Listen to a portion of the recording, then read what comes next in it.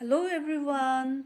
Today you will learn small letters, that is from H to N.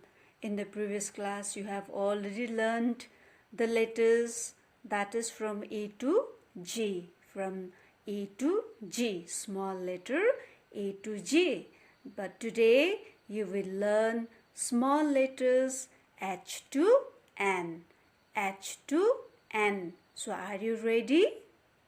I am small letter H, standing line, a curve towards the bottom makes H, small letter H. I am small letter I, standing line and a dot makes me small letter I. I am small letter J, standing line, a curve and the dot makes me small letter J.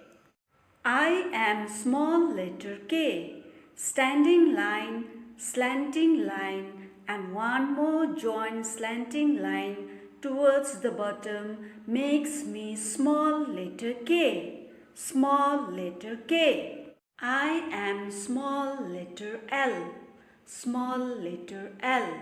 Standing line makes me small letter L. I am small letter L.